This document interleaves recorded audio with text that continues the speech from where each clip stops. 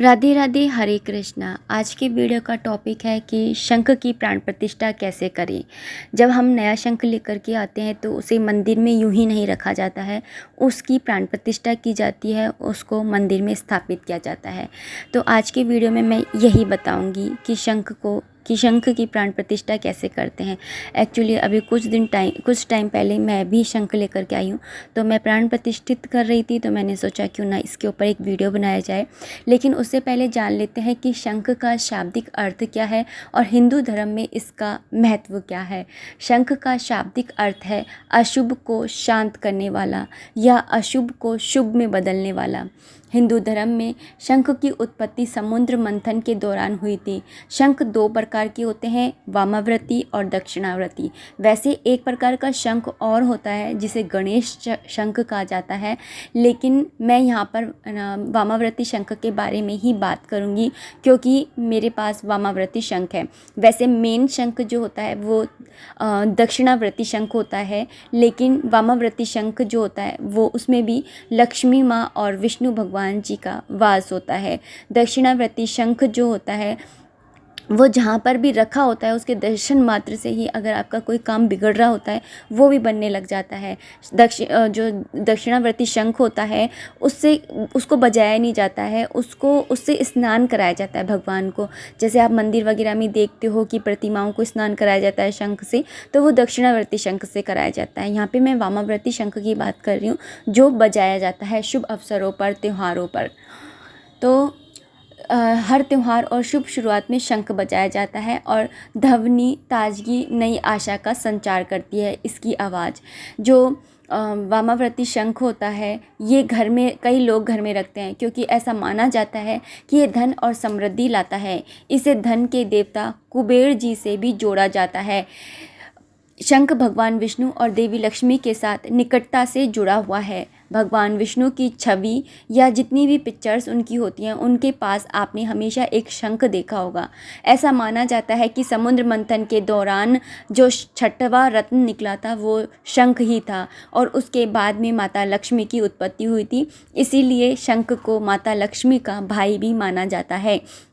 आमतौर पर जो दाहिने हाथ के शंख का उपयोग होता है यानी कि वामावर्ती शंख का उपयोग होता है वो पूजा के लिए किया जाता है। देवी भागवत पुराण के 9वें स्कंद के 41वें अध्याय के 30वें श्लोक में शंख के महत्व का उल्लेख किया गया है। उसमें लिखा है, यात्रा शंख ध्वनिर् नास्ति नेपथ्याधरा तिष्ठति।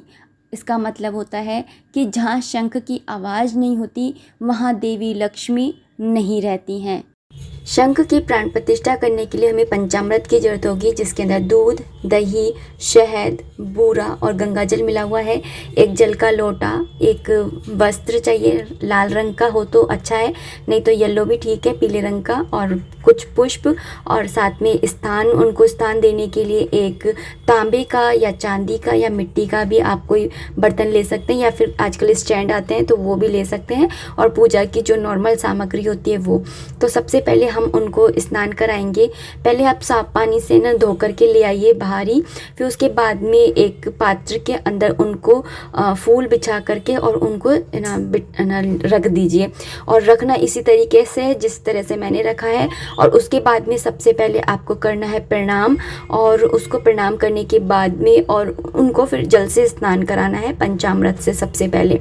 तो जब हम पंचामृत से स्नान कराएंगे तो हम कोई सा भी एक मंत्र बोलेंगे। तो ओम नमो भगवते वासुदेवाय नमः मंत्र का मैंने जाप किया था, तो आप चाहें तो उसी मंत्र का आप भी जाप कर सकते हैं। तो इस तरीके से बोलते हुए आपको पंचामृत से स्नान करा लेना है। ओम नमो भगवते वासुदेवाय नमः, ओम नमो भगवते वासुदेवाय नमः, इस तरीके से।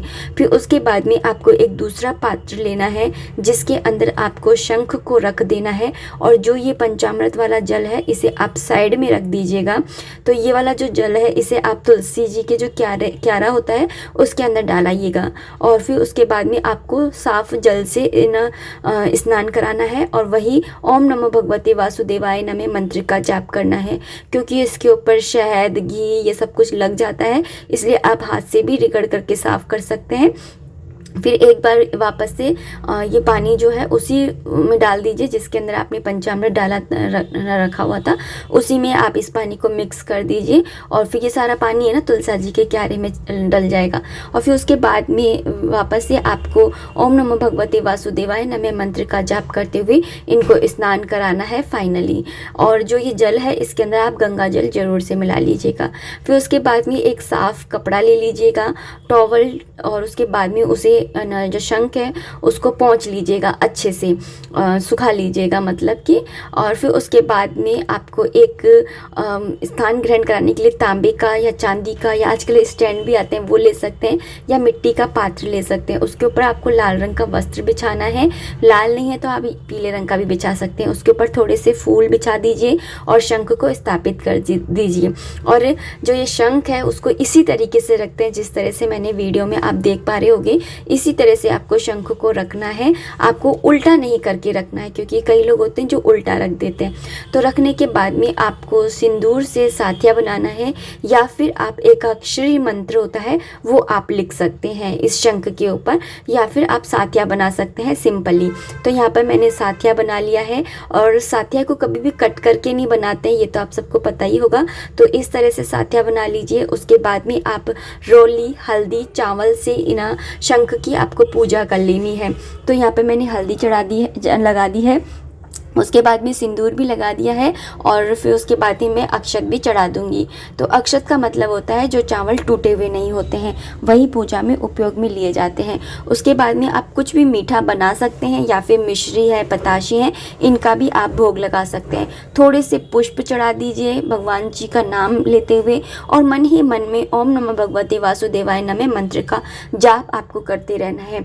और इसके बाद में आप इनको प्रणाम कर लीजिए। तो यहाँ पर ना मैंने पुष्प भी चढ़ा दिए हैं, भोग भी लगा दिया है।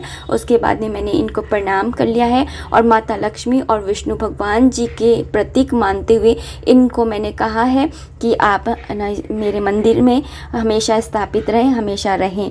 तो इस तरीके से आपको इनकी प्राण प्रतिष्ठा करनी है। यहाँ पर प्राण प्रतिष्ठा करने के बाद में आपको जो ये लड्डू गोपाल जी होते हैं, अगर आपके पास में है तो, या फिर राधा कृष्ण का विग्रह है तो उनके पास में, या फिर कोई मूर्ति तस्वीर है तो उनके दाहिने हाथ की तरफ में आपको शंख को रखना होगा। तो इस तरीके से आपको मंदिर में उनकी स्थापना कर लेनी है। अच्छा, ये भी बता देती हूँ कि शंख की स्थापना आपको किन शुभ दिनों में करनी है। जैसे मैं आज कर रही हूँ, आज दुर्गा नवमी है तो आप दुर्गा नवमी पे कर सकते हैं, या फिर रामनवमी आती है तब कर सकते हैं। इसके अलावा होली है, दिवाली है, जन्माष्टमी है, इन बड़े त्योहारों पे आप कर सकते हैं, किसी भी बड़े त्यौहार पे। या फिर एकादशी आती है, उन एकादशी पे भी आप शंख की प्राण प्रतिष्ठा कर सकते हैं। हिंदू धर्म में शंख को घर में रखना बहुत शुभ माना गया है। इससे सुख समृद्धि बढ़ती है। घर में रखे शंख के विषय में कुछ बातें हैं जिनको अगर आप ध्यान में रखते हैं आपके घर के अंदर शुभता की वृद्धि होती है। तो वो बातें भी आप जान लीजिए, क्योंकि वो बहुत ज़रूरी हैं।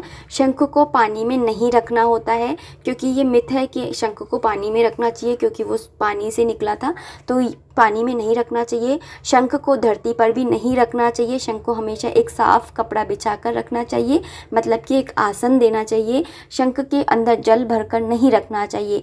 पूजा के समय आप शंख में जल भरकर रखें, और उसके बाद में आरती के बाद में जल का छिड़काव कर दें।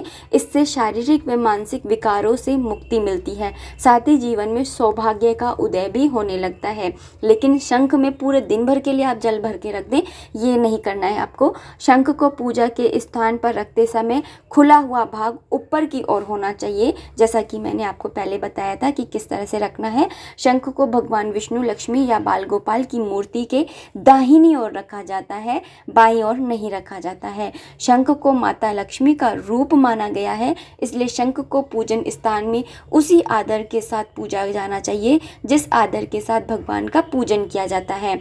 आसानी से धन की प्राप्ति के लिए शंख को 108 चावल के दानों के साथ लाल कपड़े में लपेटकर तिजोरी में स्थापित करने से आपके घर के अंदर धन की वृद्धि होती है। घर में शंख ध्वनि का गुंजन सकारात्मक ऊर्जा को बढ़ाने वाला माना गया है। पूजन के समय रोजाना घर में शंख बजाना चाहिए। शंख जो होता है उसके कुछ चमत्कारी लाभ भी हैं, वो भी मैं आपको बता देती हूँ जल्दी से।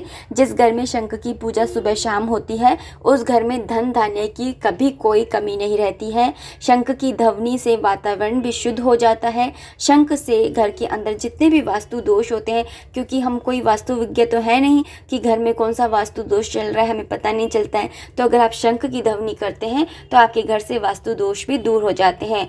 पुत्र प्राप्ति, पितृदोष शांति, विवाह आदि में आने वाली जो अड़चनें होती हैं उनको भी इससे दूर किया जा सकता है। भगवान विष्णु और माता लक्ष्मी दोनों के ही हाथ में शंख पाए जाते हैं, इसलिए भी शंख को घर में रखना और इसे बजाना शुभ माना जाता है, उनका प्रतीक मान करके। शंख में जल रखकर छिड़कने से भी घर में शांति आती है। अगर इसका साइंटिफिक दृष्टिकोण से देखें तो शंख की ध्वनि को बहुत महत्वपूर्ण और लाभदायक बताया गया है। कहते हैं शंख की आवाज़ से वातावरण में मौजूद कई तरह के जीवाणु कीटाणु नष्ट हो जाते हैं। शंख बजाने से सांस से जुड़ी समस्याओं से निजात पाया जा सकता है। कहते हैं इसे बजाने से फेफड़े का व्यायाम होता है, एक्सरसाइज होती है। शंख में रख के पानी का सेवन करने से हड्डियां और दांत दोनों मजबूत होते हैं। शंख को लाल कपड़े में लपेट कर अपने घर या दुकान की तिजोरी में रखने से आपकी तिजोरी कभी खाली नहीं होती है, उसमें हमेशा धन की वृद्धि होती रहती है। शंख के जल से भगवान का अभिषेक करने से ईश्वर प्रसन्न होते हैं और उनकी कृपा आप पर हमेशा बनी रहती है। शंख की ध्वनि से बीमारियां भी दूर भागती हैं। दक्षिणावर्ती शंख को अन्न भंडार में रखने से कभी अन्न की कमी नहीं होती है। शयन कक्ष में अगर आप दक्षिणावर्ती शंख रखते हैं तो आपको शांति का अनुभव होता है। बिना शंखनाद के कोई भी धार्मिक कार्य पूरा नहीं होता, इसलिए किसी भी पूजा हवन या अनुष्ठान में शंखनाद शुभ माना जाता है। कहते हैं इससे देवी देवता प्रसन्न होते हैं और साधक की मनोकामना भी जल्द पूरी होती है। शंख की ध्वनि से प्रेत आत्माएं और पिशाच भी घबराते हैं, और अगर किसी घर पर इनका बुरा साया होता है तो उस घर में शंख जरूर रखना चाहिए।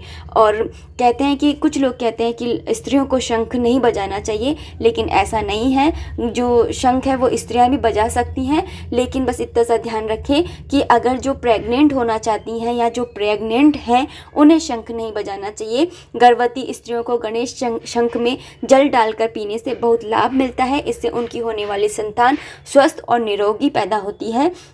शंख के अंदर लाल गाय का दूध भरकर घर में छिड़काव करने से वास्तु दोष समाप्त हो जाता है। अन्य देवी देवताओं की तरह शंख को भी घी, दूध और गंगा जल से स्नान कराने से लाभ होता है।